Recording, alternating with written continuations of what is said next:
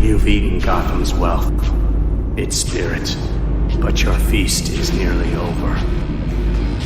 This is not my home. It's an operating table. And I'm the surgeon. Why aren't you laughing? From this moment on, none of you are safe.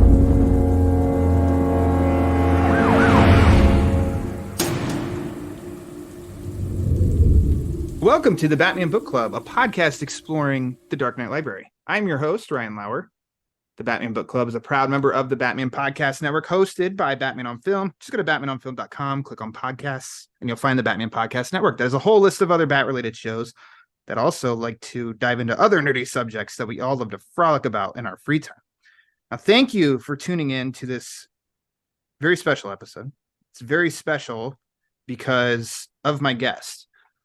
Things went great. This has been long in the plannings of a Tom King month, and there's no better way to, cap it off than with the main man himself. He's an Eisner-winning writer.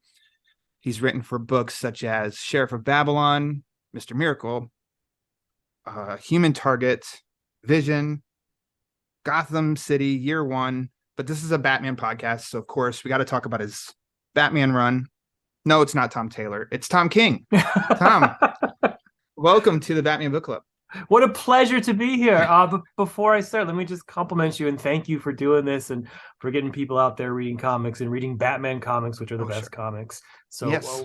You're doing God's and nerd God's work. And it is greatly appreciated by us comic book creators. Thank you. Oh, yes, absolutely. Well, thank you for the content.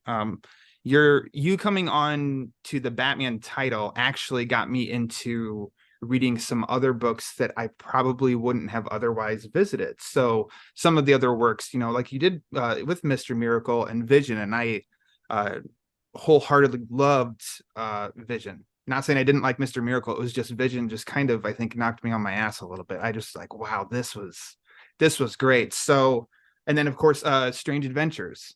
I zero knowledge of Adam Strange. I had zero and went into that book, and I've come out like knowing just a little bit more now. So you two are doing the Lords and the Nerds work. So thank you, Tom.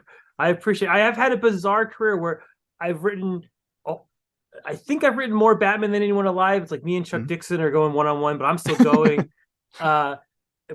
But I'm more known for these like little projects than I am for all the copious amounts of Batman that I've written. All these volumes of Batman. Well, before we get into the meat and potatoes, though, since this is your first time on the show, I have to ask you, what is your favorite Batman story? Oh, you're gonna be so disappointed. No wrong answer. No, there is a wrong answer, and I'm gonna say it because it's like saying what's your favorite cheese you want in a burger. It's like American. Okay, great. What's this point? Yes, no, I'm a Frank Miller guy. I love Dark Knight Returns. I was gonna guess as you were starting to set that up. I'm like, Dark Knight Returns. Is he leaning Dark Knight Returns? That's it's the least obscure thing you can like as a Batman fan. I do like it more than Year One. I know there's lots of people who like Year One more. I think Dark Knight Returns is number one for me.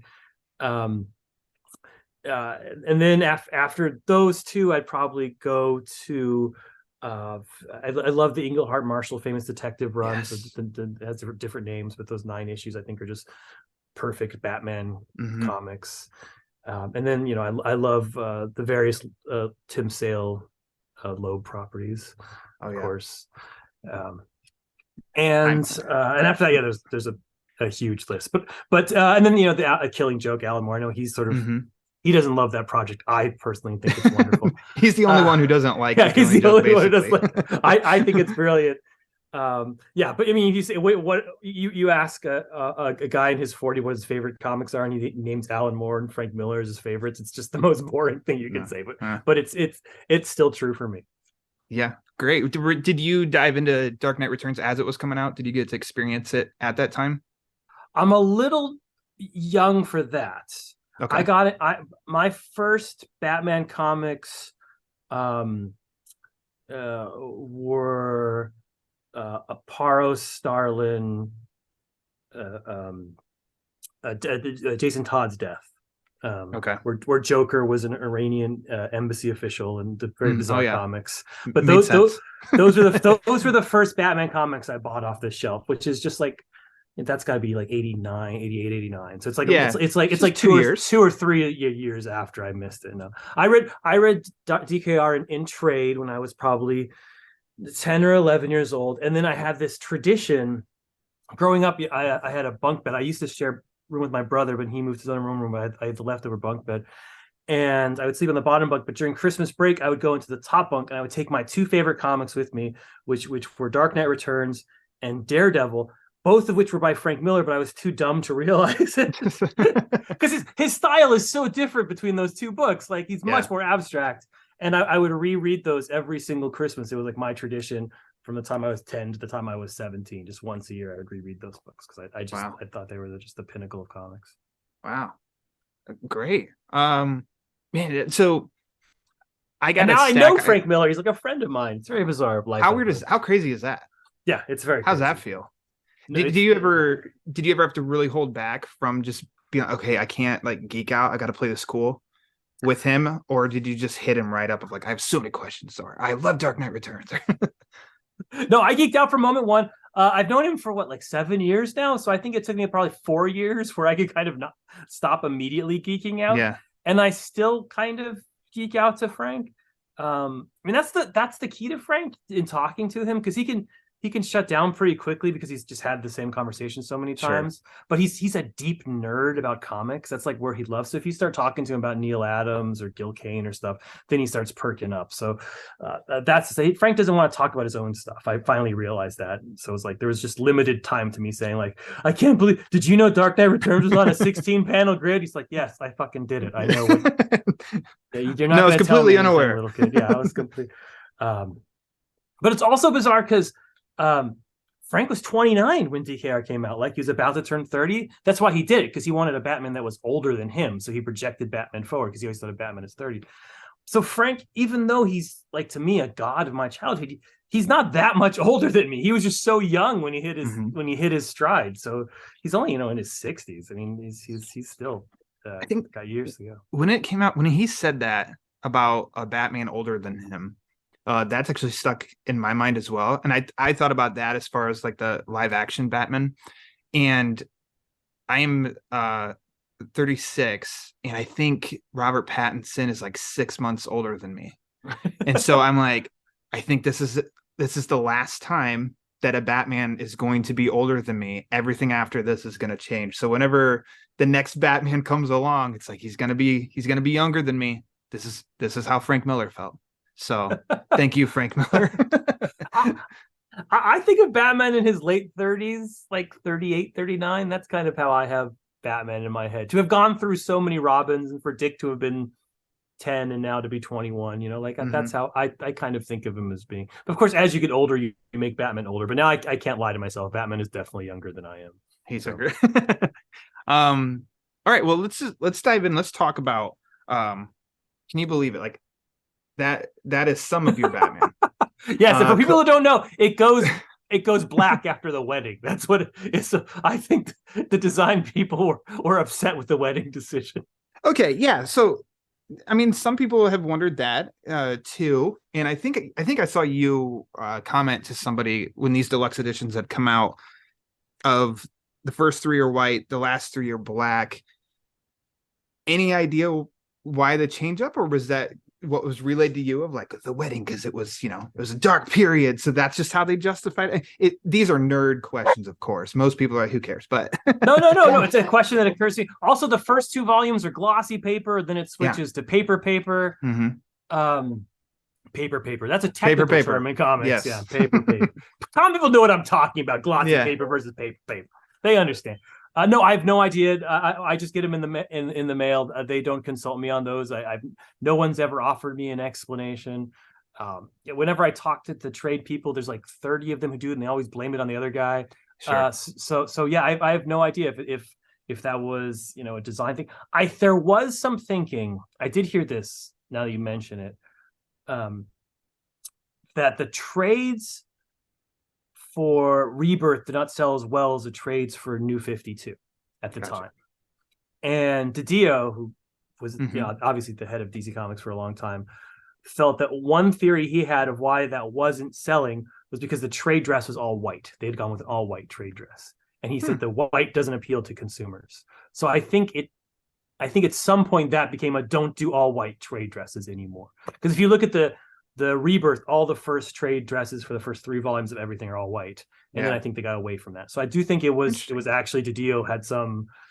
I don't know if a marketing guy told him that or it was his own gut instinct, but he decided that white doesn't sell to comic book consumers. So we're going with Well, for 6 books total, at least they did it at an even number of 3 and 3 instead of like Yes. 5 and 1 or something, you know. So it'll at least it hasn't bothered me. Actually, what bothered me more was in getting these of there wasn't a definitive answer that, oh yeah, we're gonna make sure that we get all of Tom King's run and released in deluxe edition. So I got the first, in which is actually funny from my personal Twitter account. I think I tag you when I get a hold of one, and then it is like a crowning achievement for Tom King to claim you a nerd on Twitter. It's like a badge of honor. But I mean it in the nicest way. Oh, for sure, yeah.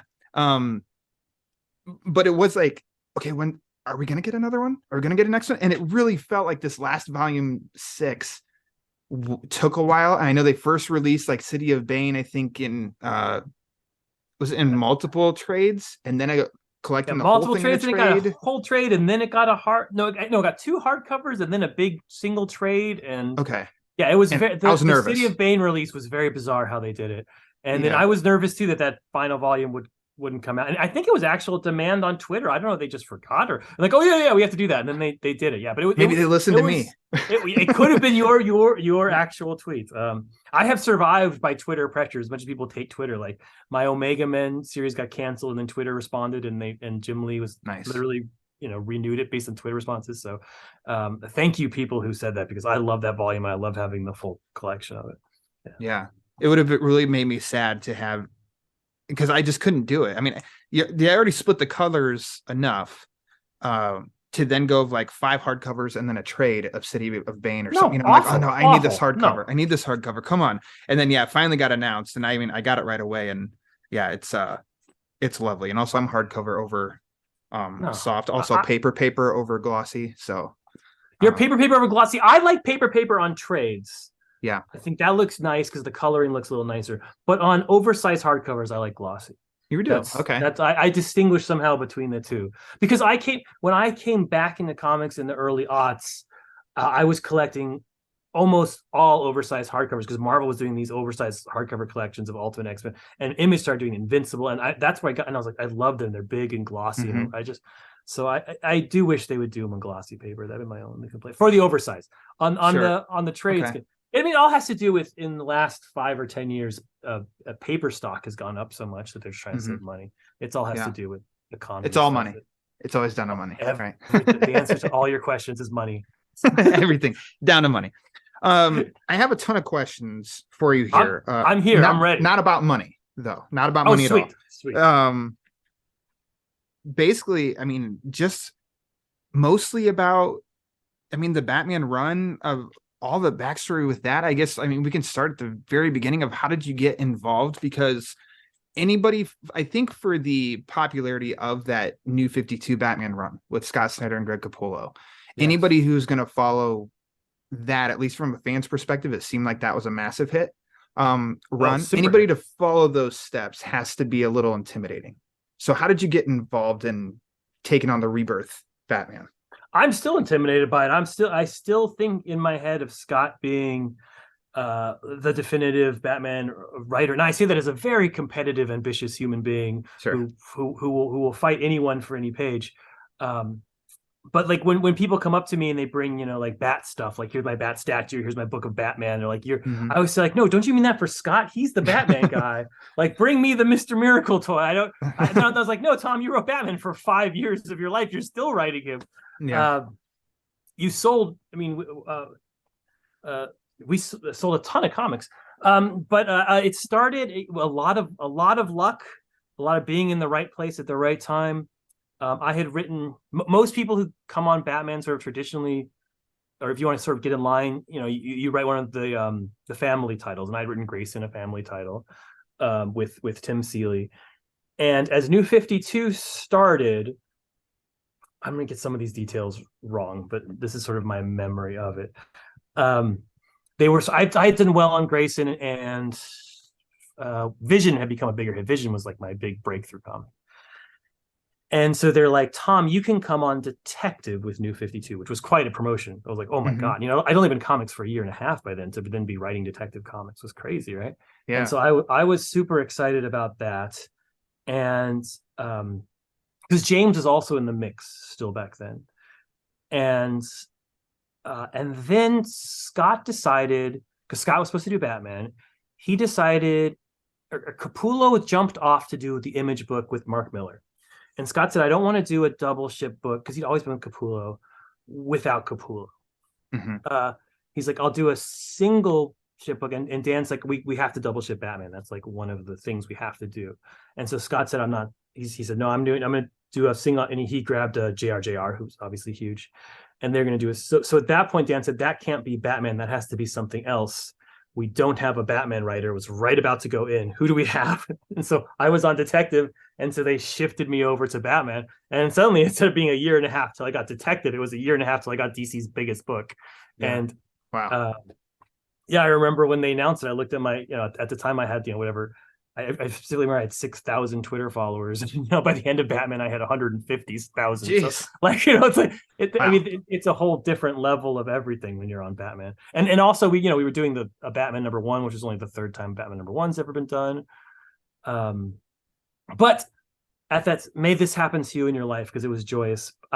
Marvel was also coming after me because of Vision. Everything's because of Vision. Vision became and so they had offered me a big contract and a bunch of big books, and I had to decide if I was going to do Batman or Marvel. I couldn't do both. It had to be exclusive contract. Was it just Marvel in general, or was there a specific direction? They offered, just curious. No, it's a good question. I mean, this is 2016, so we're quite a ways back. Only 7 years. I know, but it just gets longer. It just gets farther back every year.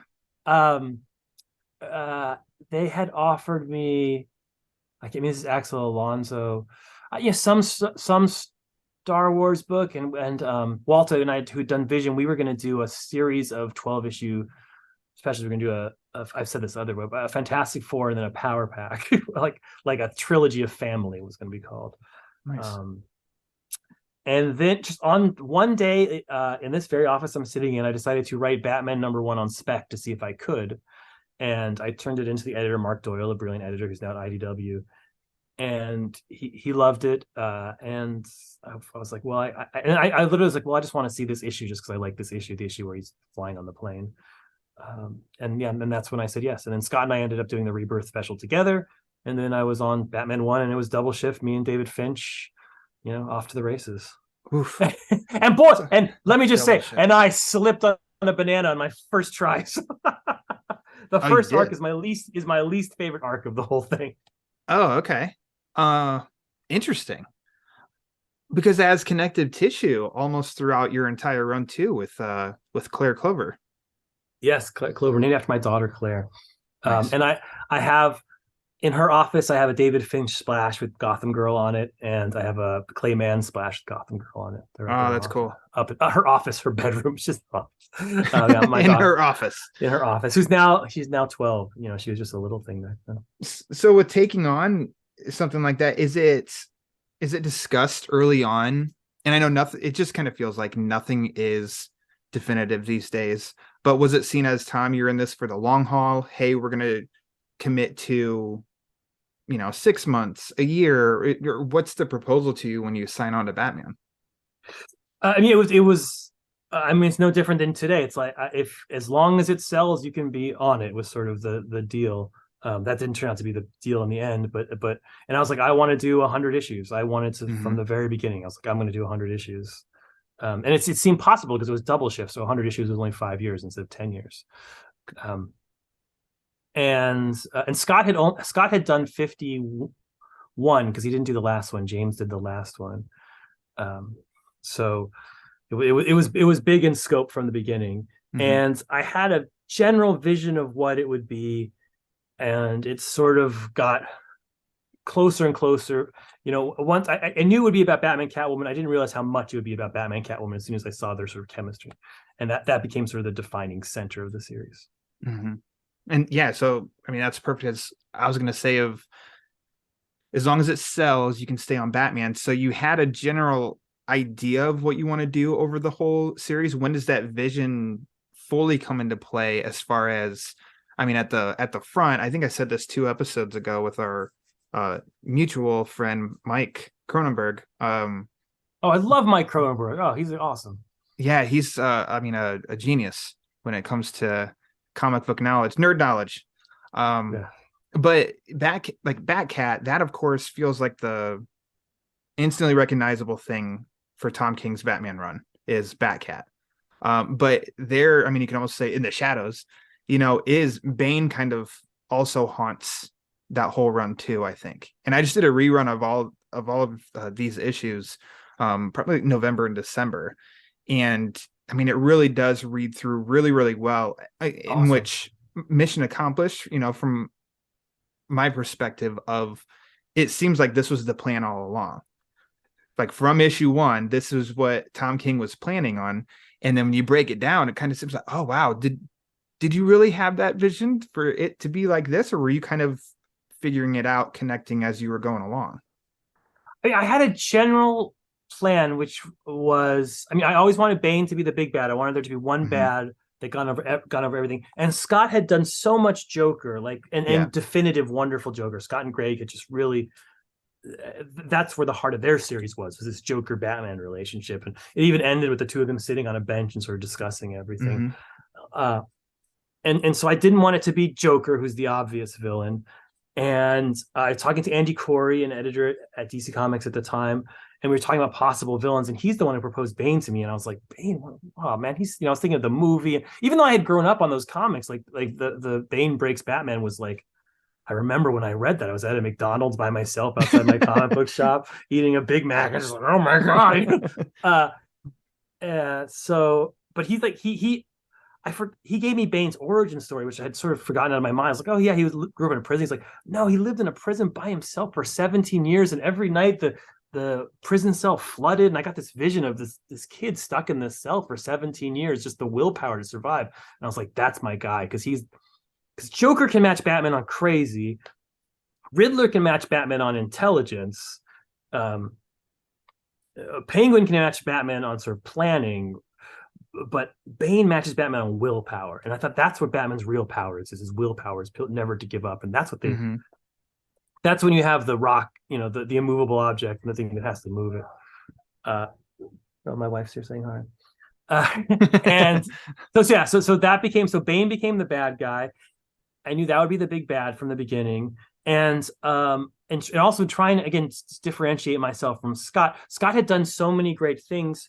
But he'd gone sort of more of a science fiction Batman. If people remember, by the end of Scott's run, Batman was downloading his body into different things, and there were big mecha battles and stuff like that. And so I was like, okay, my Batman's going to have, we're going to not a lot of tech. After the first arc, he only uses a batarang, and a rope gun, basically, for the rest of the match. He's never a robot. He's never Iron Man. He's always Batman. That was a big thing. And the other thing, Scott had done a little bit of romance, but not a lot. He sort of introduced a little romance character, but he hadn't sort of emphasized that part. He'd done horror. He'd done this. And I was like, I'm going to do romance. That's the stuff that's missing. Because I watched some old Batman 66 episodes, and boy, my God. I mean, the chemistry between Catwoman and Batman and those old things. I mean, it's goofy and silly, but it's also sexy as hell. So I was like, I'm going to lean into that. So those are sort of my 3 things, like a simplified Batman, a back to basics Batman, with Bane as the big villain, and a romance between him and Catwoman. And I carried this whole thing. And then the plan was, and always was this W shape where you sort of, I establish who Batman is. I sort of get him to a place for the first 25 issues. This is what you're looking at. Here's the Bane, here's all the characters, put all the characters on the board. And then for the next, and that was at issue 24, which is the engagement. And for the next 25 issues, I raise him up. I raise him up to the highest point he's ever been in terms of happiness, in terms of how much he likes being his life. And that's to 50, where the wedding was. Wedding goes badly. Then he crashes down for 25 issues. That's when Bane's plan kicks in, and Bane's kicking his ass, and he's, getting hit and hit and hit until he's like completely shattered. And that's where 75 was. And then 75 to 100 was going to be the climb back up to happiness, ending at 100 in the wedding. So that was always the plan, sort of the zigzag. Wow. Yeah. I hadn't thought about that before. Instead, it's almost like characterized a little bit of there's pre-wedding, wedding, post-wedding to me. But I think, when I reread this time, it's the focus on the BatCat relationship came in earlier than I remembered it. So it totally makes sense of, how what you just said of like the establishment and like the W. I had a friend who kind of questioned me, who's a big Bane fan, because I said is your last issue or episode or the one before it, where I said that I feel like Nightfall was Bane's massive introduction. But then I think I worded it, and I never know if I articulated something well or not. Probably not. But like almost as if didn't know what to do with Bane. And maybe that's just because, he steps up to the plate and hits a grand slam to win the World Series. Anything after that is not as good, So that's his intro. And then I just don't feel like there's been many definitive Bane stories, like big Bane stories, which I know right now the One Bad Day initiative kind of is to try and do that for villains. Yeah. And I said, now like your run, I think it provides some of those big Bane stories with, I Am Suicide. I feel like you can't get I Am Bane without I Am Suicide. You can't get City of Bane without I Am Bane and I Am Suicide. But they are arcs that I think there's stories for Bane that I think there's more than just Nightfall with Bane. Yeah. Bane had gotten caught up in a lot of different things. Number one, he was a creature of the 90s. So by the time I started on comics, people were rejecting all sort of the 90s tropes, the sort of Rob Liefeld of it all. Too many patches, too big muscles, and another thing is people had sort of told the two great Bane stories. The one, Bane beats Batman, and the other is like the story of Venom, like that O'Neill story where Batman takes Venom and gets drugs. And like those are the two perfect Bane stories that have already been told. So people didn't sort of know how to tell new stories once the kind of ideals have been met. Sort of like I didn't know how to tell Joker stories after Scott had told brilliant Joker stories. I noticed that as well. It makes sense too, how you said with as much as New 52, Batman used Joker very effectively, because I think Death of the Family is one of my favorite Joker stories. Yeah, it's great. And I think Excellent. Endgame is a great sequel to that story. I noticed that in the villains that you do touch in your run, there isn't much Joker. Of course, he's used at times, but I don't think you didn't make it, it's Batman and then it's Joker and then Catwoman for your run. Joker is a very, in movie credits, he'd be and the Joker, like the last the last actor named in that, but he's used effectively, I think. So I guess I appreciate, as much as Joker's my favorite Batman villain, I appreciate his absence in these 85 issues. I love Joker, and he's probably maybe the second most popular character in DC Comics after Batman. If you had to be honest. Yeah. Unlike a lot of DC Comics characters, he has $1 billion movie, that's something that happened. But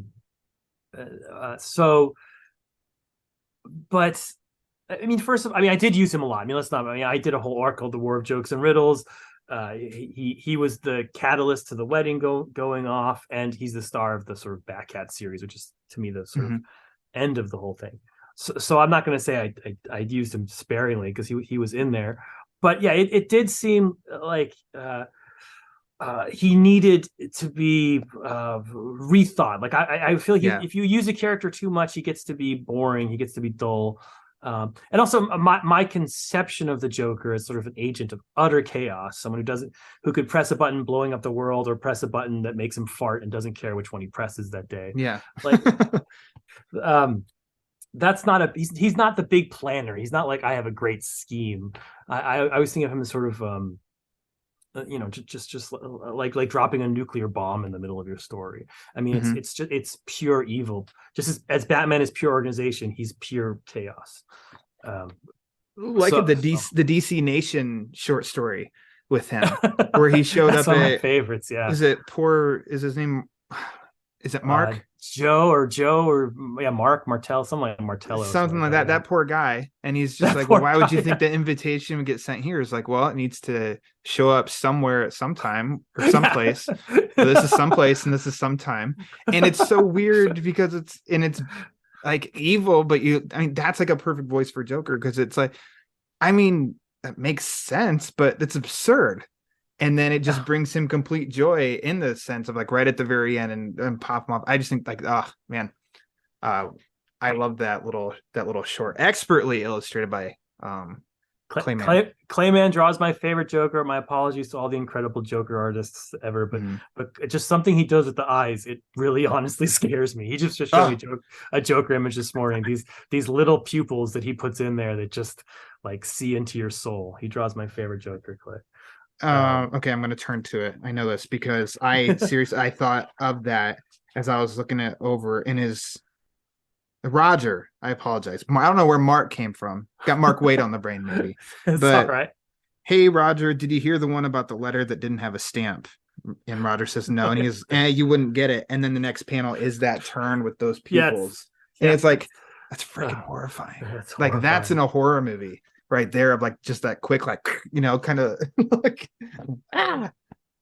Yeah, that was tough when I was explaining to the editors. I was like, so he's just in this random guy's house and he's torturing him. I was like, why is he torturing him? I was like, oh no, Joker doesn't need a why. He doesn't need a reason. He doesn't want money.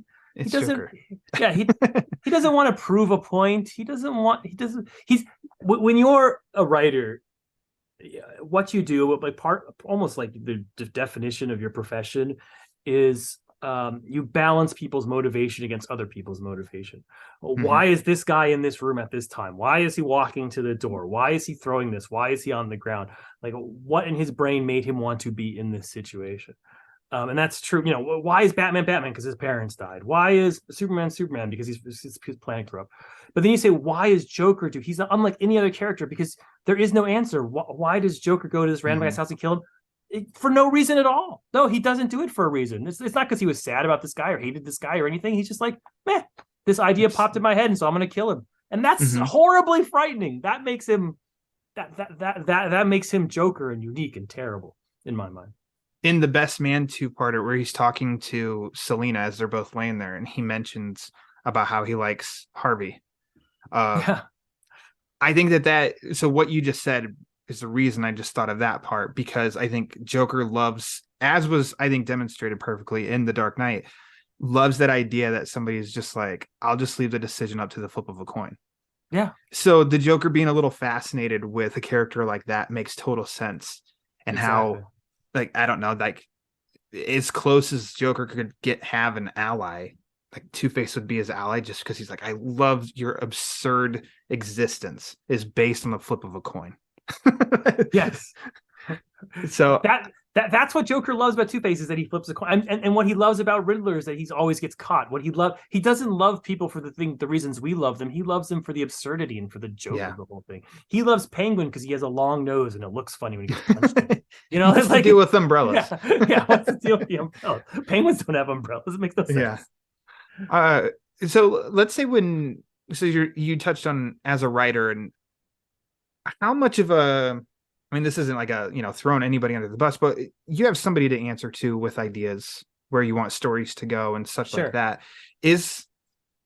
What's that whole process like? Because I always get really interested, and some people like to keep the mystery there, and I totally understand that. I'm interested in knowing, like, well, no, there's a long journey before we get that issue in our hands and we're reading it. So as far as you coming up with the ideas and writing the scripts, like, who do you have to answer to almost, in a sense, whether it is get approval or just have somebody check the right box to continue the process? What's that like? I mean, it's a stupid answer that you're not going to like, but it depends. Well, it answered my question, so there we go. Yeah, I mean, no, It no, depends. but it's entirely situational. It's where you are, it's what you're working on, it's who your editor is, it's who you are as a creator, it's your track record, whether they trust you, whether they don't trust you. I mean, I can speak for me personally, or me in certain situations of my career. But right now I have very free reign. I mean, typically for the last after I wrote Batman 85, up to I don't know this summer, I haven't worked on anything that's sort of in continuity ongoing. I do in continuity things, but they're kind of side stories. They're like the Killing Joke, and so I've been doing that for like 3 or 4 years. And I get I pitch them. We talk about them with the I have fantastic editors I work with, Ben Abernathy, Brittany Holzer. We talk about them, but basically I have free reign to go great. where I want to go with the stories, which is wonderful. But I mean, the reason is because I've been in this industry for 10 years, and I've sold comics have sold 500,000. I've won awards. I'm very good with my deadlines. They know I'm not going to do something that's horribly offensive. I have a track record to get it done. You have to sort of earn that. But also it's also hard because in the beginning of your career, when you haven't earned it, there's times you need to learn when to push back and when not to push back, so you can have your own voice but not go crazy. Did you ever have to? Is there anything of note that you really had to push to fight for the Batman run? I mean, it's a whole saga of why it ends at 85 and how the wedding goes and all that stuff, and why the wedding is not in the comic like it was supposed to be. So, I mean, that was a whole push. Were there things that I had to push for that are actually in the run? I mean, there's stuff like Clay Mann. I mean, who I think is one of the great artists. He was not established when he first came on Batman. I had a fight to get him on. I thought he could do an amazing job, and he did. He came out with Batman 24 for the Engagement issue and nailed it right out of the park. And then, did these, Kite Man issues, and then did everyone's favorite. The Double Date issue, which is everyone's favorite maybe my favorite comic I've ever written. It's the one I signed the most, which is crazy because I've written a Batman #1. They bring me Batman 37 instead. DC hated that. That was it was they did not want to do it when I proposed it. After I wrote it, I got a nasty gram from being like, never do this again. This is not who we did. They were like, my most successful issue was despised, and I had to fight very hard to get that one little Double Date issue. Because there's violence in it, there's robbery and stuff, but they're like, this is not Batman. This is just Sure. So there was that sort of thing, and there were battles I lost that you can see in the issue. In the beginning, the Batman's father, this sort of the Dark Batman, he was not supposed to be as big a character as he became towards the end. He was more supposed to be the Darth Vader to Bane's Emperor, if you will, like his best bodyguard. And towards the very end, the powers that be DC said, no, we want Bane to go down a little more and bring Batman's father more into the forefront. And that I tried to fight that, and I lost because I wanted to be more Bane Batman to the end. So that was a fight I lost. But I still tried to write it as best I could. I mean, you can't are you satisfied with how that came out? Yes, I am. I love the end. I love the last issue. Yeah. I love what he says to his father, like, I've been a child, and now, I mean, my whole point of the thing was, in looking at Batman, because I started off Batman when I first started, my mother had just died, and I was raised by my mother and my grandmother. My dad left when I was very young, and then my grandmother died right before the first issue came out, and so I kind of started in a place of mourning, and I always felt like Bruce's motivation, which we've gone back to 1,000 times. My parents died. I'm sad about it. I'm going to fight crime. Is awesome. It's the most perfect origin story that's ever been created in the history of literature. But it's also just a little bit childish. Like, a lot of us have had parents die. A lot of us have gone through grief. A lot of us have had bad things happen, and we don't put on dark suits and grieve about it for the rest of our lives. And a part of life is losing your parents, and part of life is finding a way to deal with that grief. And I wanted to give that journey to Bruce. So I was very happy at the end that's where sort of he ended his journey. So I was very content with that. I was not content. They were very much supposed to get married, and that was yanked away from me at the last second. I was obviously very mad, and I'm still mad to this day at how Batman 50 was marketed. They were never going to get married in Batman 50, and the DC marketed as they were going to get married, and I didn't object to that because I was, again, 2 years into comics and realized you could object to marketing, and that broke a lot of people's hearts. And I'm still to this day, I saw someone, Tom King fucked up the relationship. I was like, Batman and Catwoman weren't even together when I first came. They had not been together since the beginning of New 52 for like 2 pages, and before that it had been like 20 years since they'd had a substantive relationship. I mean, they were together in the 3rd movie, but besides that, so I brought them together, and my plan was to have this complete, and it was ripped from me and ripped from the fans, and I'm sad that happened. At the time that came out, then was it kind of, because I remember actually, and I completely applaud, which I've been a fan of Seth Meyers on late night, but I totally applaud that he is a major face on TV that gives appreciation to comic book creatives. That Absolutely. he did invite one Sir Tom King onto Late Night with Seth Meyers. It did. Building up to that issue, the wedding issue, so to speak. But when you're on something like that, is it hard for you to talk about this knowing like this is not how I wanted this to go, but this is how it's going? In the sense of the image is that they are going to get married. That's what it's being marketed as. There is going to be a wedding, and I know that there wasn't going to be. Because you can't, I can understand if you can't say it, you can't say all that, but also like, I got to put on my best acting face, or I could be remembering this wrong, but I thought I went on Seth after the wedding went poorly, or that's in my head. I could be totally wrong about that. I went on Seth to promote Mr. Miracle and to start promoting.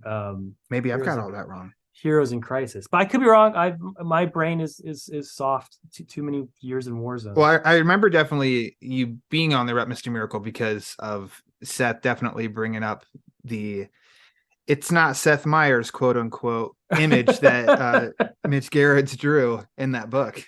All I remember is I was backstage. I took my wife, to try to impress her. And so we were backstage, and there were like movie stars backstage, and we were all being very cool. And Seth Meyers comes up to talk to me. He's like, "Oh my God, Seth Meyers talked to me. It was so cool." And he's like, "Tom, can I just tell you that this is my favorite comic? I love it. Miracle Man is the absolute best." And I was like, "Oh, do I correct Seth Myers?" Yeah. I was like Miracle Man by Alan Moore, and yeah. And my wife is like laughing in the background. She's like, "Oh, you think you're big shit, but he doesn't even know the name of your comic book." So it was a classic build up tear down. What they should have done for Batman 50, it was always planned to be they married 100 and she leaves him at the altar at 50. It was a typical soap opera. What they should have been is will they or won't they? It wasn't a very hard marketing decision. It should be will they get married or won't they get married? You've seen that in 1,000 different sitcoms. That's what it should have been. Yeah. And it wasn't. And in all his credit, Scott called me and said, "Tom, they're marketing this wrong. You're going to get in a lot of trouble." And I remember, this is soap opera. People will be excited. Oh no, they didn't get me. I mean, I fucked it up. I did it. I should have known. But if you look back, you won't find any tweet where I'm like, they're going to get married. Yeah. A lot of people are like, "Oh, you made us buy a bunch of crossovers." I did not promote those crossovers. They were not my idea. They were made for a friend, Tim Seeley, who's a dear friend of mine. And there were just 4 of them, and they had very little to do with the wedding. So, I mean, my concert plan is there's going to be a wedding, and there was a wedding. There was just not a marriage. But yeah, I do. Lord knows if I could take it back and do it differently, I would 100%. Since we were there with issue 50, although I do like the issue. I like how it's written. Yeah. Well, that's good. Applaud yourself. Sometimes it's okay to appreciate your own work. I mean, we made that as big as we possibly could. I mean, we had Neil Adams art. We had Frank Miller returning to Batman for the first time. That's what I was going to comment on. Was like, what in your Was it your idea? Do you remember? I know I'm asking of things that were, 4 or 5 years ago. Your idea for that to unfold the way that it was, in the sense of you had your main artist, but intercut with a variety of these all-stars doing maybe their iconic or favorite kind of BatCat panel, like full page. Yes, I mean, it was always so. I had a big thing when I first came on Batman was to, and I don't know if I regret this or not, and it gets broken a bit in City of Bane, but I was only going to do arcs based on the artist. So no artist would do. We wouldn't have multiple art on one arc.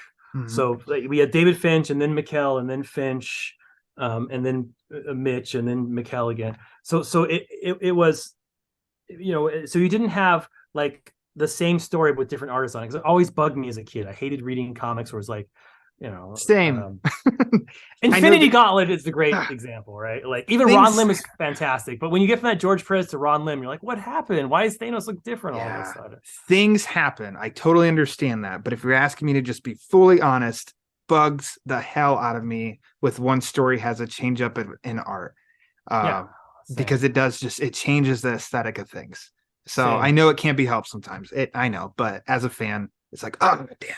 Anyway, sorry, carry on. And that's so hard to do with. So we were doing double ship Batman, which is tough because that means you're doing 24 issues a year, and it's Batman, so it has to be A-list artists. Most A-list artists can do between 6 and 8 issues a year. So that's not hard math. That means you need 4 different artists working at the same time on different projects. So it was a lot of writing for a lot of different people. So when I was writing Batman, I'd write issue 17, then I'd write issue 23, then I'd write issue 6, and then I'd write issue 18, and then I'd write a special on the side. And it was all over the place. It's like you're channeling your Dr. Manhattan. Oh yeah, it was. It's July 18th. It's April 3rd. Yeah, it's October 20th. it was a running joke because you had to keep feeding these artists that I write about a comic book a week, so every Friday I would turn in a book, and my Batman editor, it was first Mark Doyle, then Jamie Rich, would be like, okay, next up is this, and they'd tell me the issue and the artist, and that's would be the next issue I'd write. So for 50. Are you reaching out to each one of these artists? Okay, so you're talking with them, and so for 50, we wanted to do a huge celebration of what we had done because it was 50 issues so far. It was a big issue, so we wanted to do all of the big artists we were. So I knew it was going to be a 50-page issue, I believe, or 38-page issue. God, how big is 50? I think it's 38 pages. So I knew Mikkel was going to do 22, and that would be the main story. We wanted Mikkel to do that because he had done the most issues with us so far, and so he should have the honor, but like we wanted to spotlight him because he was like our workhorse. Everything was because when you have artists like Finch and Clayman and Tony Daniel, like you also just need a workhorse artist, someone who can churn pages to make sure the rest of those guys can make their deadlines, and that's who Mikkel was. He was like. He pulled us through every deadline. He was the heart and soul of that book. So we knew Mikkel should draw the main story, and then we wanted to pay tribute to, a bunch of past artists who had worked on it. So so we got Clay and Mitch and Dave and David, and then those basic people, and then that filled about half of it, and then I was like, okay, we'll just do splashes, and I was gonna do this letter thing, so I was like, I'll do letters over the splashes, and that way you don't have to say to give each one a different page's script. It would be hard to just do that. So I was like, just do a splash of whatever you think Batman is. And so then I was like, and then once we take care of the people who've contributed to our run, let's do an honor to the greats. Let's get Frank Miller, let's get Jim Lee, let's get Jose Garcia Lopez, let's get Lee Weeks. And so whatever it was, 20 artists got the assignment to just draw, Becky Cloonan, the best BatCat splash they could. And then they came in, and then I was the one who decided which order they would be in and which letter they would sort of match up with. And I remember I put my favorite one last, which is Lee Weeks, which is still awesome. Probably my favorite image for my entire run is that Lee Weeks splash from issue 50. What's it like on your end as each one's coming in and you're getting to see that? Like, oh my God. Jeez.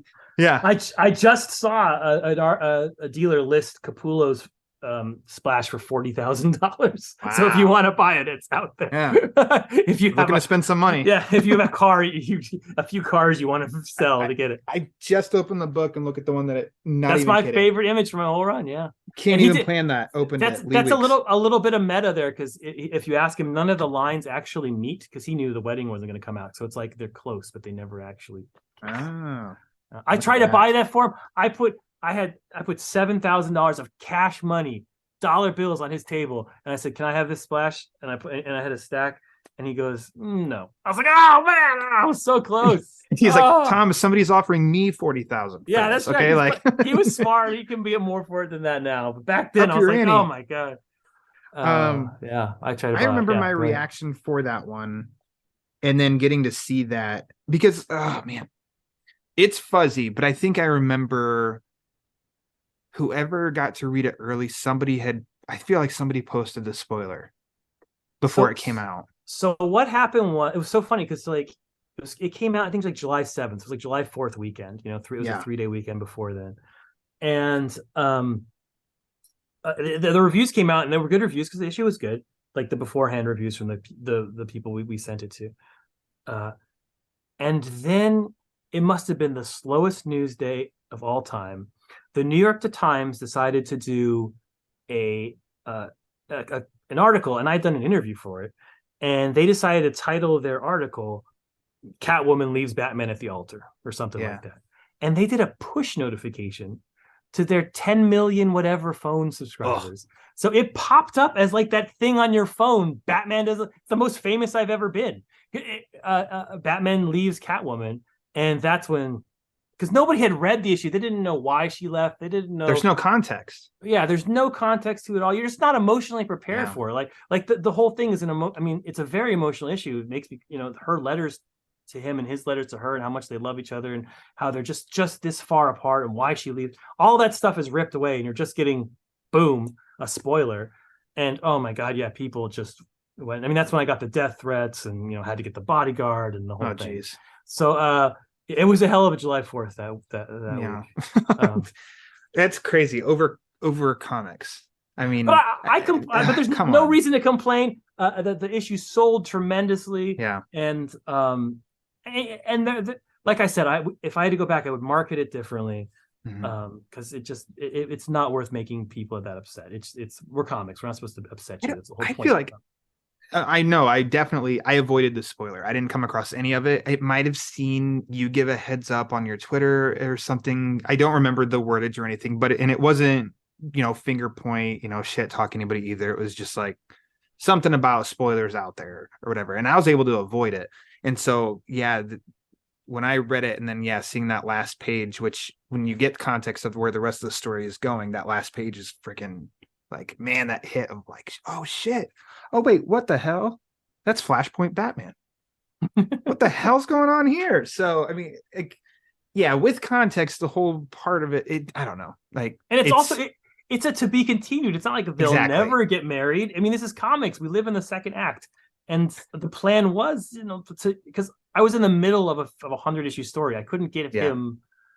There's nowhere to go after they get married. I would screw over the person next to me, but it's that part of it would have been difficult. So, well, if it's any consolation, I didn't read that and then think at the end, "F you, Tom King! You just gave me the middle finger. How dare you?" That's okay. I didn't feel that way. Lots of people did. That's okay. It's okay. I sympathize with them. I entirely do. And I should say, I wrote BatCat. I wrote a wedding for them. I really love it. It's drawn by Clay Mann. It's in BatCat 12. You can read what should have been BatCat 11. Or what should have been Batman 100. I did it, and Lord, look, nobody, as much as you fans were pushing for Batman and Catwoman to get married, I was pushing 3 times as hard against. I very much wanted it to happen, and at one point, when we got to issue 50, I did not have a yes yet. I thought I could eventually get it, but at 50, it was still a no, and at about issue 80, it was a yes. And so at one point we had a yes, and I thought it was going to happen, and then it dissipated. Ugh. Well, everything. It's hard to get a corporation to make. It's hard to move a corporation. It's very hard. I can imagine so. I have not been in that situation. So, you touched upon something to deviate a little bit away from the wedding, but as far as you were touching on artists in this run, so I'm not going to be able to remember every single artist that was included in your run, but I mean, you've already mentioned David Finch. You've I asked and I already forgot beforehand. Mikkel. Okay, Jay. I just don't want to offend somebody. Mikkel J. Mikkel is very low stress about this. You can call him Janin if you want. He doesn't. Okay, but my understanding is it's Cunning. He's a like many of the brilliant artists I work with. He's a Spaniard. There's a lot of Spanish artists. Sure. Okay, got it. Tony Daniel, Jorge Fornes. Oh my God, so good. Mitch Gerrits, Joel Jones. I know I'm missing, even in City of Bane, you got legendary JR, John Romita Jr. Joel Jones doing the first arc. Becky Cloonan had done one Batman issue, but Joel Jones was the first female artist to do an arc of Batman. Excellent. Awesome. We're gonna touch on that too. Make sure if we wrap up and I haven't talked about Joel Jones, bring her back up, please. Clayman, so brilliant. Like she knows I'd work with her drop of a hat. Unfortunately, Joelle Jones discovered that she can also write, which is the worst thing any artist can discover. Yeah. I wanted. We'll come back to her. I promise. A whole list of all these great artists. How does that go about for you? So, I mean, I guess you already kind of touched upon it. Of as I said, playing your Dr. Manhattan of writing all over the place. To bring in artists. I guess the reality of the situation that you already touched upon of an artist can do 6 to 8 issues a year, that to do what's the actual term for, I've said twice monthly. That doesn't roll off the tongue. Double ship. Okay. Double ship. Double ship. Because bi-monthly, nobody knows if that means twice a month or once every 2 months. Thank you. That's nobody what I thought knows. Too. Yeah, exactly. It's a bizarre term. Double ship sounds great. For an artist, that almost seems near impossible. I'd imagine. I can't draw a stick figure to save my life, but I can only imagine like a great artist like that's tough to do. So how is it? Only John Byrne in 1983 could do it, and Jack Kirby in 1972. There's a few who very few masters of the craft. How did you rally up this gang of artists? Which, to me, honestly, in reading through all of it, there is no, weak link in that armor at all. I mean, we got incredibly lucky in a lot of things. Like I said, really the everyone should. I feel like Mikkel is almost a forgotten Batman artist. Like he doesn't have a statue. He doesn't have a black and white, and people should remember that he's probably done more Batman than almost any artist out there. Like he was covering the gaps for us. It would not have worked without Mikkel.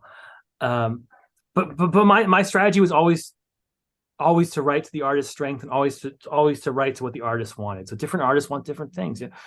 David Finch, you have to, if you're doing with David Finch, you got to have big action. You got to have people punching each other. This is a guy who, writes in the Jim Lee McFarlane, Aspen style, like you have to do that. If you're doing a Mitch Gerrits, you want a quieter story. You want a story that's more street level. You want a story that's more emotional. If you're doing a Clayman, you have the guy who draws the sexiest people in the world. You want sexy people in a Clayman book. I'm going to have Batman and Catwoman on a beach in bathing suits and a Tom Selleck mustache. Clayman's also the biggest Magnum PI stan in the world. Okay, well that shows. Yeah, so I was like, Clay, we can do Magnum PI Batman. He's like, okay, I'm in. There you go. So you have Tony Daniel. You want to do huge action splashes because Tony does brilliant splashes. So yeah, you just always play the artist's strengths. With Joelle loves intricate things. So we did a lot of like interior scenes where she can do bookshelves, or she designed the wedding dress. I remember the meeting where it's like, how do you want me to design this dress? And I was like, however you want to design it. That was my only contribution to designing the dress. It's just like, great. So she went crazy. She does these intricate details, and the dress is so intricate and beautiful. I have her statue over my shoulder. Oh, I didn't even notice that. Yeah, look at that. Nice. So yeah, you always play to your artist's strengths and to what they want. And I was always, like I said, trying to give each artist a complete story. Until City of Bane, when JR had to come in and do, which working with JR, I thought I'm complaining about that, but he had to come in and do some stuff. when Tony Daniels couldn't do things. So besides that one sort of hiccup near the end, each artist got a complete story, something that could be self-contained and could be just belong to them. Is that, so as you said, playing to an artist's strengths, is this through your own self-discovery, or did you talk to the artists, not in an interview, but basically of like, hey, we're going to be working together, and you find out what they like to do? I mean, both things. It runs the entire gauntlet. Clay, Mitch, and I are like best friends. We talk every single day of our lives. We have relationships just as complicated as friends, where we're competitive but every single day we wake up and say hello to each other. Nice. Me, Clay, Mitch, and Doc Shannon. But like Jorge, a guy I've worked very closely with, I'm still working with on Danger Street. We worked together for 2 years before we met each other and before we talked in person. So wow. Even though I mean, it's a little more complicated than this, but I was one of the people who discovered him. Like he would just post stuff on Twitter, and I was like, "How would you like to draw Batman?" I was like, "That was crazy, right?" But he turned out to be a genius. So it runs the gauntlet. And for guys like that, you don't talk to. You look at their strengths, and you look at where they're going, and you also look: are they digital? Are they? If a guy is selling pages, you don't want to give him all talky stuff, because talky pages don't sell. So if I give, like, Tony Daniel sells his pages, if I give Tony Daniel talky, I've literally robbed him of money. Like there's thousands of dollars I've taken out. Is he going to want to draw the best he can if I'm robbing him of money? So you want to give guys who are selling pages stuff they can sell. So it's stuff like that. You know, it's both psychology and just and you know. I have one magic talent. I'm bad at so many things. I can't put basketballs in hoop. I'm terrible at running. You heard it here first. Tom King can't play basketball. I can't sing. Lord knows I can't draw. Everyone knows all these things that I'm just terrible at. I have one magic power, and it's that I can see what a comic book's going to look like before it's made. When I'm it's like, you know, like in the Matrix when the guy's looking at the code, but he sees the thing. I can do that. Neo. That's the one thing I can. I'm the mouse. I'm no. Oh, okay. All right. So I can be like, okay, this is, if I know who the artist is, I can see the script, I can see what they would draw. So I just try to give them the best comic book possible to draw. How do you script for your artists then? I know it probably varies, because you just said it seems like you really zone in on each artist's strengths, but is it as what do you want to say, like broad as Batman fights Bane, or do you break it down like more of really emphasize hits, the pain, the blood? I don't know. For people who don't know, maybe you probably know this more, but like, you know, Marvel style is the extreme. Like there's lots of different ways to write a script. No script is the same. In Hollywood, every script is basically the same. They're all formed the same way. A comic book script is a letter to your artist on what you want the comic book to be. So and just like any letter you would write, it can be very, very much from person to person how you phrase a letter and how you. I'm almost exactly in the middle between let's say Stan Lee on one side, Jack, do something about space. Okay, like that was like a Stan Lee script. It's like, wow, one do something about space. One sentence on the phone. I'm on it. All right. And then on the other side, of course, is Alan Moore, which is like panel one. This is in this corner. This is in this corner. In the background, you see this glass, and it's got a smudge on like just every single detail in the panel is described for each panel, and it all feels like this. And this is the emotion. Have you read these 6 books? Read these 5 books before you draw this panel. Like that's Alan Moore. So I'm halfway in between. I do full scripts, so every single panel is planned out, but the descriptions are very loose. So yeah, like it can be, if I do a big Bane, I'm not gonna tell David Finch how to make 2 comic book characters fight. He's been doing that for 30 years. Yeah. He's the best in the business. So yeah, if I have a fight scene with David Finch, I will put in, you know, like I was like, this is a 6-panel fight. You know, panel 1, Bane fights Batman. Bane is winning. And that's it. That's all I need. And then I put the dialogue in. And panel 2, Bane fights Batman. Batman's now winning. And then I put the dialogue in. And then nice. Finch can interpret that. My dog is saying hello. I like these cameos. Yes. Getting to know Tom King's family. That's right. Wife says hello. The dog says hello. Yeah. Which the dog is a character many people know. All these 100,000 followers on Twitter. It's a fun thing. You have a thread. You have, this is not her. And fill in whatever. Like, I like that. That's my puppy dog. She's the best. Here she comes. She's wandering into the room. She's got a Psyduck in her mouth. That's not your Psyduck. There you go. Got to hear it. Let's go to. You want to come up and show everyone your Psyduck? Ooh, please. Oh, there she is. There's the Psyduck.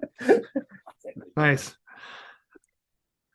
Joelle Jones. Let's go back to her because she illustrated, and out of everything here, all of these arcs, which I kind of said before the wedding, it just kind of seemed like there were arcs, and then post-wedding was a big story. Reading it all collectively, it definitely feels like it is. It's definitely one big story, but it was a great variety of the I Am Gotham, I Am Suicide, I Am Bane kind of go together. But then, I mean, there's rooftops, and then you have the word jokes and riddles. But Rules of Engagement is my favorite arc of the whole run. Awesome. I can't describe why I love that 3-issue story so much, but I just do. I think there's a nice, I don't know, I'd say like Batman's a supporting character in that too.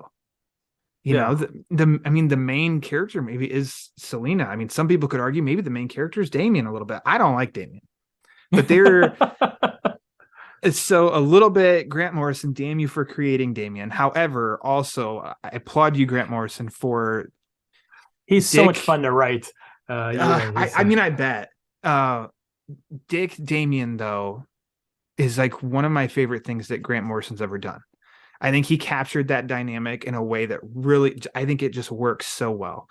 And I think that you did that too, in the sense of, because Damian is so kind of out of control and thinking for himself. And I always forget. That's one of my favorite moments is when he tells Superman how he would beat him. Superman comes and he's like, I'm not scared of you. He's like, all I gotta do is draw a magic star in the ground, sell my soul, I'll get it back later. he's like you're vulnerable to magic, who cares? But I always think about I always stumble across the word for some reason. Damian just goes with instinctual maybe, but Dick is there. Dick is like kind of the only one that can really talk and get through to him. I think he captured that really, really well. But there's also aesthetically, this was my introduction to Joelle Jones, and I really loved her style. It's something about the bat suit with the trench coat. I mean, it's not Batman, but it totally is, and I love it. I love it. I mean, there was instant comparisons to Affleck's suit in Batman vs Superman, whether that was part of her inspiration or not, your inspiration for that or not. And we should give Jason Fabok credit, even though he's not on those issues. That arc was originally supposed to be with him. Really? He pulled out at the last second to do a Jeff Johns project, probably to start 3 Jokers. Sure. And he had done the initial design on that Batman trench coat thing that Joelle sort of worked out and made her own. So I want to give Fabok some credit. I mean, sure, we could have missed out because Fabok, oh my gosh, since like he first started with it ain't touching Batman, I've been a major fan of his. But we got to do Batman 24 or Batman 21. The button, yeah. Yes. And oh my gosh. And he and Brad Anderson have one of a splash in issue 52. Yes. But like I'm telling you, hey, in case you forgot, Tom, he didn't. I know you didn't forget. I remember. I really like that issue we did with Fabok with the countdown clock. I thought that was one of the things. Like, oh, that's a clever idea. That was great. That's awesome. I'm trying to think. I keep trying to figure out why I love Rules of Engagement. I think there's something that's poetic about. You have Selina and Talia fighting, and then Talia, as she gets stabbed by Selina in the back, she's like injured, sits next to Batman and is talking, and there's like a respect for an enemy in a sense. And I think that there's something that the Al Ghuls can do with that I really, really appreciate and like is almost like, it's weird. You're my enemy. I'm your enemy. But like we have a standard, like we have a mutual respect, and I think that's just fleshed out, and that's almost like what the 3 issues are about. So I'm just ranting, but I love it. Keep ranting. So odd to me I love it. I can't figure it out why that's my favorite No, out of the whole run. I adore it too, and I especially love that final conversation because it's that classic conversation with an ex-girlfriend, where you have that like where you've come to it, where you've moved on from being exes to being having respect for each other, like we've gone through shit, and her being like, all right, this next girl's not that bad, and what gives what Talia likes about Catwoman is that Catwoman fought her and stabbed her. That's what makes like that's what I like about the Al Ghul relationship is that they fight Batman because they want to be with him, and the better Batman does, the more they respect him. Every time Batman defeats Al Ghul, he's like, yes, that's why you're the detective, that's why you're the heir, yes, like that's why I want you. You're a real challenge. Yeah, it's different than anything else. It's more similar to sort of the Lex Superman division. And the same with Talia. Talia fights Batman because she loves him. And because she wants him to be as good as he can be, because that way he's worthy of her. The only man who could possibly be worthy of her must be able to if not defeat her, at least go even with her. Yeah, that's what makes Talia cool. And I don't think I said it yet. The art's amazing. So there we go. Yes, and Joel and the art is amazing. Killed it. Yeah, killed it. Yeah, that was great. Did you? Poor phrasing, but did you seek her out, or was it she was presented to you to do that arc then of like, oh, since Jason can't, here's Joelle Jones, check her art out. What do you think of that? Or did you find her? No, we always wanted her to come on. She had done, again, my editor at that time was Jamie Rich, and her and Jamie had done a series together for Omi.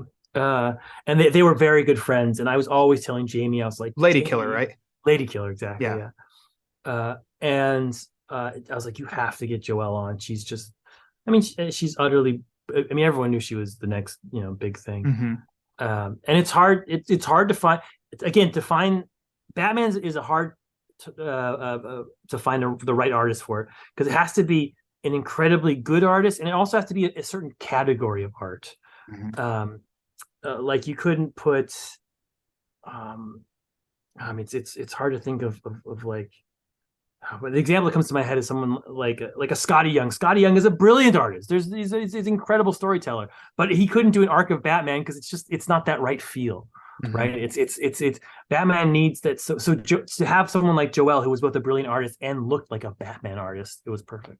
Yeah, that's not a true, and like I bet when people first saw Tim Sale, they're like, no, that's not a Batman artist, and then he turned out to be one of the best of all time. So it's not a great rule. So illustrated my favorite story, The Long Halloween, but I've said that way too many times on this podcast. Right? My God. So anytime I can work The Long Halloween in, I do. I met Jeff Loeb just recently, and he was very nice. Oh, you did? Yes. I totally fanboyed out on him. I was like, oh my God. Hush, Long Halloween, Challenge the Unknown, all the Marvel colors. Oh, he's like, who is this fanboy? What is your I introduced him to my son because my son is a huge fan of his. I was the biggest nerd. One of the Mount Rushmore of dynamic teams in comics, him and Tim Sale. Of course, yeah. Like everything. They didn't fail. There's no that's not like they don't have that skill of failing.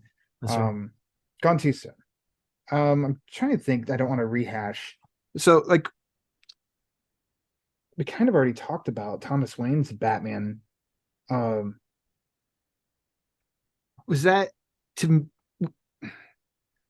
it more your idea to include him, to bring him in? Was that part of your developing story? We had the button, but it felt like that was like closing the book on the Flashpoint universe. Yeah, he was not, again, the original plan was Bane, Catwoman, simple classic Batman. Those three elements were all the original plan, and then that arc, like I said, that sort of W kind of thing.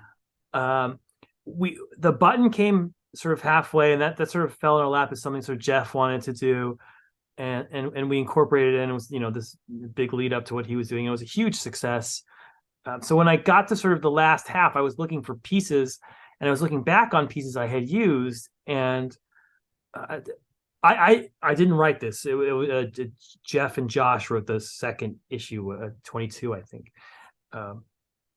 and they had written this one line where they're about to disappear and about to die, and Batman's father says to him, like, the one thing I want to tell you is don't become Batman. And and then they disappeared. They probably just had to fill a page, and they wrote that one line. Like, I don't think it was like a deep thought. And I was obsessed with it. I was like, what? His father tells him not. I mean, that's like someone, my father coming to me like, don't be a writer. Like how does that, like, the one thing in your life is like, that's what I am. That's who I am. How can you tell me? So I was looking for, I had some puzzle pieces I wanted to fill in. I was like, I want to include that don't be. And I was like, that's a great motivation for someone to go after Batman. The idea that I want to show you how awful it is to be Batman, so you quit, because this is not the life I want for you. I want you to be happy. Batman robs you of being a Batman robs you of happiness. I want you to be happy. I want you to stop doing this. I mean, that goes back, and Thomas Wayne, if you read his stuff, the Azzarello stuff that was written about him in Flashpoint, I mean, it's really fucked up. It's, his wife turns out to be the Joker, and then he kills his wife. And so his mind was not, and Jorge Fornes sort of great backwards issue where we sort of went into all of this at the very end. Yeah. And so that, I was like, that's an incredible motivation, and what an incredible, villain, his own father. It's, classic Star Wars. Except instead of like be a Jedi like me, he's like, don't be like me. I have lived pain. I want you to live happiness. I enjoyed that part of it. So I extracted that post button. And then, like I said, it was supposed to be more of a secondary element to Bane, who I'd been sort of pushing the whole time. And DC just loved it so much, they decided, they said that should be the main element. So that's what that got flipped at the end. Though you don't like seeing your hero getting beaten and taken out, there's no story if everything goes your hero's way. But I do think that worked out really, really well of the Thomas Wayne Batman, because that's exactly, from my side of it as a fan, just reading it, that is what I got out of it too. And are you a Raz or Raish, Al Ghul? I'm a Raz. Raz, me too. Okay. That's what I knew. Denny O'Neil, he said Raz, and he invented him, so I'm saying Raz. Okay. That's the way. It's just not Raz. I mean, I think that's one thing that we can all agree on. It is not Raish Raz. is fine. I got no problem with Raish. I'm just saying, when I talked to Denny, he said Raz. Is Raz. Similar to the viewpoint of Thomas Wayne in the sense of your point. I can't necessarily say I disagree. However, your methods are completely wrong. So the fact of what Thomas Wayne is trying to avoid for Bruce is like, you have pain, suffering as Batman. I don't want that for you as another human being, but let alone as my son. But now my methods to try and get you to see that are completely like terrible. Really bad. You shouldn't do that. But I found that's where the guy whose wife became Joker and he killed her. That's where his mind got a little broken there. Ooh. Yeah. But they created a fantastic character. I think you helped prolong, what do you want to say, longevity of Flashpoint Batman, because he was such a highlight for people of that series. And so we got more of him, and I think a great story with him. And I think now he is seen heroically. Yes, Josh Williamson and I are very close friends, and he actually approached me. He's like, I'm going to make Batman, Flashpoint Batman back into a hero, and I was like, go for it. Like, you tell I told my story of Thomas Wayne Batman. Yeah, you tell your story. Yes. I think you touched on this, but I don't like. There's people who forgot or didn't see it. Maybe it was a Comic-Con Brazil. You talked about Alfred's death. Yes. And that was him dying was part of your plan, but it wasn't to stick in reality. Is that correct? Yeah, it was entirely supposed to be a fake out. It was supposed to be, it was written this way. And I think if you look closely at the issue, you can see it was supposed to be Scarecrow gas. Like they gave Damian Scarecrow gas, and he saw his worst fear, which was Alfred die. It was 100% supposed to be sort of a fake out death. And then the issue came out, the infamous issue, not infamous because it was very popular, and then people really liked the death. People were unlike the wedding where people were very angry. People were like, I want to see where this story goes. What's going on? How it elevated it. And the day it came out, the Wednesday it came out, when DC Comics used to come out Wednesdays, I got a call from Dan DiDio, and he's like, "Okay, Alfred's dead." Like he went online, he saw the comments, and he's like, "I want him to be dead. He's dead." And I was like, "Whoa, no," because he has a shitty death. He just gets killed in the chair. Alfred needs to, Alfred can't go out like that. That's a stupid way for Alfred to go. If I was going to kill Alfred, I would do a whole big thing. Yeah. And so my editor, Jamie Rich, and I got on the phone. I took my dog for a walk, and we talked until we could figure out that how his sitting there was a sacrifice. And then so it became how he sort of sacrificed himself to save Batman in that moment. And then once it was a sacrifice, then it could be done. I remember talking to Jamie at the phone. It's after the issue came out. We're like, I guess we just killed Alfred. He's like, yep, I guess we did. And I assumed it would stick for 15, 20 issues. I thought James would bring him back. I thought Josh would bring him back. I think Chip would bring him back. He's still gone. It amazes me. So something's happening today in talking to you that as soon as I grab the book and just open it, and just like this one, I'm basically opening it right to the part we're talking about. Yeah, there it is. There's magic. I'm ready for Alfred to be back. But I mean, that's absolutely the beauty, though, absolutely. Of there being so many Batman books too, is because you do in Batman and Detective, the main legacy titles, he's not alive.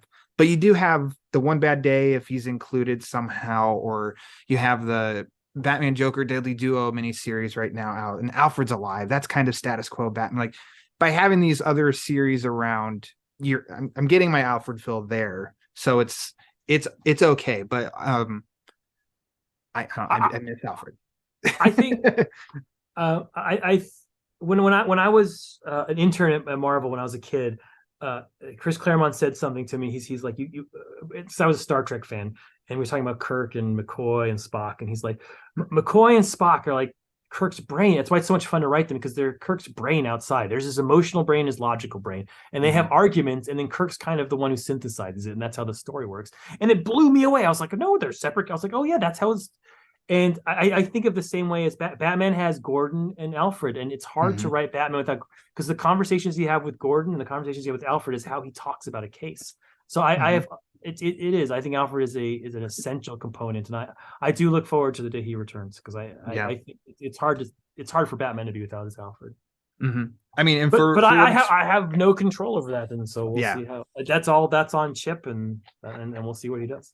Yeah, I mean, for what it is worth, though, like I do think it works, like in the story, though. I think the way it plays out, and it's almost like there is a sad, what do you want to say, element to it, of you're going from bright sunny pages with Bruce and Selina to that darkness that's happening in Wayne Manor, back to bright sunny pages, and it's like they're completely unaware of what's going on. Like for a story for drama, like that's really powerful too, I think.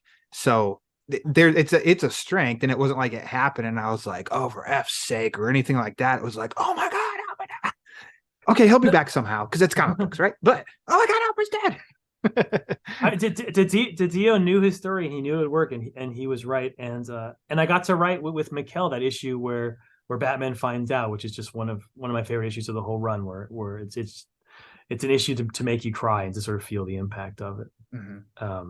And also when the whole, like I said, when we started this conversation, this whole thing started with me writing this Batman issue at night, and the first question you asked me is Dark Knight Returns is my favorite Batman issue, and I tribute that in the first issue when Alfred asks, like, is this a good death?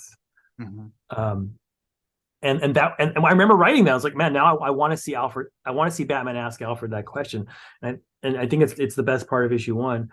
And so that one question that was in issue 1, the thing I wrote for Spec, became almost the theme of the whole issue, until Alfred tells him, in this recording, there aren't. You asked me if there's a good death. He said there are no good deaths, but there are good lives, and I want you to live one. And for that to become a motivation that eventually leads him to happiness, it meant a lot to me. So you see the sort of full arc of the thing.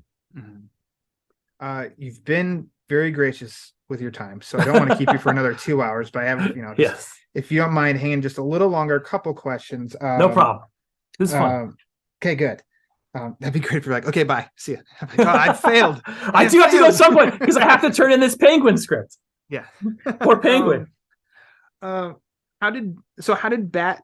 I mean, you're the source, so that's why I can definitive answer here of like, how did the Batman Catwoman, which is now available to buy in a collected hardcover, collected beautifully. How did that proposal? How did this become a thing? So issue 80 or so. So we're talking about the issues we're talking before the beach issues were coming out. And this is all out now, and Dan's talking about. Dan obviously not with the company anymore. Dan DiDio decided he was going to revamp all of DC, and this thing was called 5G, the fifth generation of DC Comics. And his plan was to replace all the main heroes with different heroes. So Wonder Woman was not going to be Diana Prince, and Superman was not going to be Clark Kent, and Batman was not going to be Bruce Wayne. And he called me, and I was told this, and I was like, okay, this will happen at issue 100. Batman will retire. At the time it was Lucius Fox's son was going to become Batman.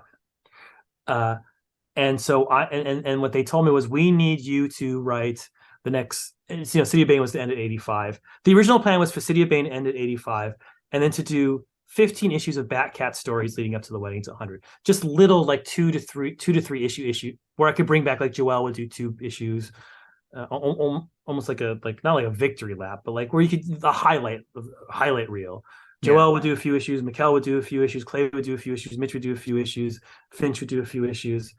And just like regular stories, there's a caper in Rome, or there's, the Riddler has them solve something, like classic Batman stories. And so that would sort of lead them to the wedding. And Dan said, he gave me kind of a Sophie's Choice, seems very dramatic, but he's like, if you want, I can have you on the title, but the Batman title has to be dedicated to the setup of this new status quo. So the book has to be about Lucius Fox and his son taking on the mantle. I was like, well, no, but the book's about this leading to the wedding. He's like, how about this? I'll give you a deal. Because again, they had not agreed to the wedding. It was also, I was still pushing it. It's like, you can have them get married, but you do a separate book that's the lead up to their marriage, and you have the marriage in it. We call it Batman Catwoman, a new #1. And then we do, I'll bring in another writer, and we'll do the build up to the 5G in the last 15 comic. And or I'm the editor, you stay on the comic, they don't get married, and you lead up to 5G and you write those issues, like I told you. And he said, and I'll give you whatever artist you want to do this, because at the time I was known sort of for 12 issue series. I'd done I'd won some awards for them and such.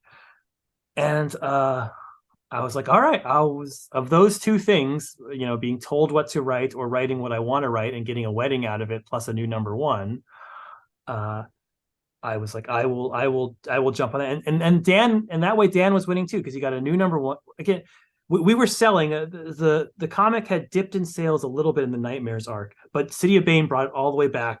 All credit to Tony Daniel, who was the key to the whole thing. But so we were selling like blockbusters again. So we had some momentum going in. But he's like, well, I'm going to get a new #1. And I was like, I want to do it with Clay. Clay was one of my best friends, and a guy who's, I just think is, Jim Lee level good. I can't tell you how much I think Clay's life is great. And so I was like, all right, me and Clay and I will do this, 12 issue series, and we'll have the wedding at the end, and Clay will draw beautifully, and you'll launch into 5G. And then the plan was, and then I would leave the book, and Dan's plan was Batman would retire, but the moment after it was not a good, it was to kill off Catwoman basically immediately. So, but I wasn't going to be involved in that. So that's what happened. I left the book at 85, which is, to write 85 issues of Batman again, that's the longest continuous run. I'm not complaining. It was 15 issues early. 95% of those issues sold over 100,000. A lot of them sold over 200,000. It was a big success. Awesome. And I went into Batman Catwoman, and then chaos broke out. Some things happen simultaneously. I wrote the issues I wrote for Clay, and Clay can speak to this better, but there was just some things in his life that it took him a year to get the first issue out, so that sort of caused a large delay. Gotcha. And then Dan's 5G plan fell apart, and Dan left the company, and they brought on James, and they're like, I don't know what it was, like a whole and so James just ran in a completely different direction than the 5G plan, and so that's sort of what happened. Yeah, that's the long and short of it. And by the time Clay and I caught up to our deadlines of where to be, we were well past all of these sort of plans. Yeah. Well, I think Scott Snyder had mentioned it before, a conversation with Grant Morrison, and I don't know verbatim, but it is something about, for almost like a definitive Batman story. If you want to tell your own definitive Batman story, give him a beginning and an end. Yes. With Catwoman, though, the Batman Catwoman book, I think it catches you up to that annual #2 story, the beloved annual #2 story where Batman does die. And you do see an older Selina and Bruce. It catches you up with that, but it also does it. You did it with Killing Time as well, but do you love playing with time? I do. I mean, comics are all about time. That's the one thing you can control, is how the panels work and stuff. So yeah, so I love it. I mean, it's modeled after the two different things: the third season of True Detective, which is 3 times. I mean, that's a kind of a deep cut, and also of Jason Aaron's brilliant Thor run, where he had done 3 timelines at the same time, which I always admired. That was so brilliant. So yeah, and the idea of that was my favorite issue. I mean, it's hard to pick one out, but I love the annuals. All the annuals are my favorite. I didn't write the annual 3, Tom Taylor did, but Good Boy with the Ace story. That was me. I did that one. That's a good one. Yeah. So there's the Ace story is #1. #2 is this their first date and their last. There's sort of the first time that they went. Yeah, the first time they sort of kissed and their last kiss. That was the second one. And then I didn't do. And the fourth one is me and Jorge Fornes doing sort of a definitive what is Batman story, which I really very much enjoy. So I was like, I love that second issue. I think that's when I finally nailed the BatCat relationship, and I wanted to build off of it. And it took place in 2 different timelines. It took place in the past, when they're after their first kiss. And I was like, what happens next? How does that story continue? What happens after their first kiss? And it took place in the very future where Batman dies. And I was like, what happens next? What happens to Catwoman after Batman dies? What happens to his daughter and that sort of relationship? So I was like, I'm going to take that annual. I'm going to tell the continuing stories of those 2. And plus, I'm already in the present, so then I just tell the present. So that's how sort of we came up with 3 different stories. And Clay really wanted the Phantasm. I love that movie. So then the Phantasm. That was an easy sell. And that first image that was shown of Phantasm holding I don't know what her weapon is, and them on it was just kind of like, what? Yeah, so oh my God! Like, it's a great image. Yeah. So I think that too was an awesome story. And then also the back half of that, also concurrently coming out, was Batman Killing Time, which I still plays with Batman. time. Very much so. Well, it's called Killing Time, and it literally kills time. So it's a good title. This is a Batman story written by Dr. Manhattan. This version too, aka Clock King. Yes, but I mean, I loved this story. Art from David Marquez is phenomenal. I mean, at this point, that's not a hard pitch, is it, to DC of, hey, I have this idea for another story. Okay, Tom, done. Like, is that how it goes now? No, that came about. They asked me to do that. Oh, okay. That was originally supposed to be me and JR doing a Batman story for like one of their anthologies, and it sort of somehow evolved through the very vicissitudes of life into us doing a series together. And that was me. Like, my Batman run is all this deep psychology about how Bruce is sad and him becoming happy and all this stuff we've been talking about for an hour. And I wanted to write something that was nothing to do with psychology. You never get inside Batman's head in that. He's just on the run. He's chasing. It's told from a point of view of someone who doesn't know he's Bruce Wayne. So you never see him interact with Alfred. You never see him out of the costume, because the person telling the story doesn't know that's who he is. So it was just very much a story about sort of Batman kicking ass. Yeah. And then Which it was. Yeah. Batman kicked ass. It did. He kicked a lot of ass. And then Mitch and I did our Killing Joke tribute with the Riddler with one BatCat. Yeah. Which is a good going away from sort of that one was also good. I'm finding a theme here. I'm enjoying your Batman writing. Thanks. I appreciate it. It's evolved, I feel like. It's evolving. My Batman, he's different now than when I first wrote him. I didn't, when I was writing him, I was definitely writing superhero Batman, there's like the Justice Leagues in it and, these big villains. But now I kind of write street level. I enjoy writing sort of street level Batman. I enjoy sort of the year one kind of Batman. That's what I'm sort of focused on now. Very much sort of on the floor. Couple of random questions that can be as quick or yes, it's pretty quick because I have to go take care of my family. I mean that's pretty important. Is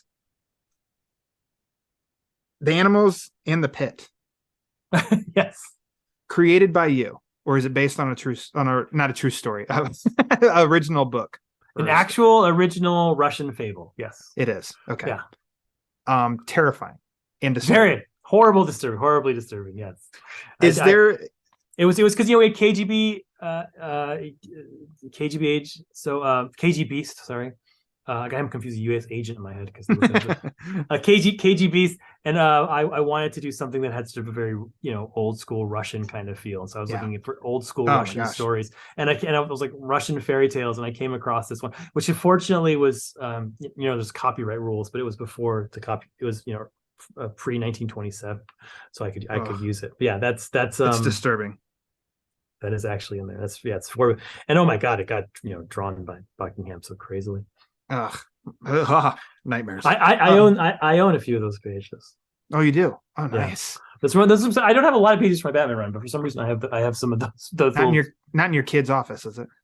Yeah, no, my kid's office. Yes, there has a few. I have like one or two Jorge pages. I have a few Clay pages. I have a few Finch pages. Not a lot. Is it a requirement as a writer to name streets in Gotham after creators? Yes, absolutely. Okay. Yeah. There's no other way to do it. If you're reading year one, every single street in Gotham that's very emphasized in year one. Yeah. Yeah, of course. Yes. But you can never name them after yourself. And it should be creators. You can't name them it shouldn't be contemporary creators. It's creators that the shoulders you're standing on, you should look down and do tribute to them. That should be the rule. That's a fun game as a reader to seek those out as well. Are you a yellow oval or no yellow oval? I don't mind the yellow oval, but my ideal Batman costume is the Jim Lee Hush costume, which is not the yellow. Nice. That's what we turned it into that was always after issue 50 with Lee Week's arc. We put him in the Jim Lee Hush costume for the rest of the arc. He had been the Capullo costume, which is one of the most brilliant designs ever. So I do feel bad about that. With the circle, with the yellow circle, which is very cool, and the purple cape. But my favorite costume is the Hush costume. What would you order at the Batburger? What is it? The two-faced sandwich or or the Robin fries? Robin nuggets. Nuggets. I'm there. There we go. Batburger Deluxe, Batmite meals, Night Wings, Robin Nuggets, KG BLT, Riddle Me Fish, yes, Killer Croc, Monsieur, two fish sandwich. I think the Croc Monsieur was the Croc Monsieur. Okay. The Croc Monsieur, yeah. That made me laugh. Robin that was Nuggets very fun to put up. I did that. Finch did the sodas, the like weird Spite, soda names. Spite, one of them, I think. That's all David Finch. I did the background. There's one typo of like an open two-faced sandwich, I think is the wrong. But yeah, that was so much fun to write. And this will be my last one. Sweet. What do you hope people get out of your writing? Going deep with the last one. Whoa, going deep with the last one.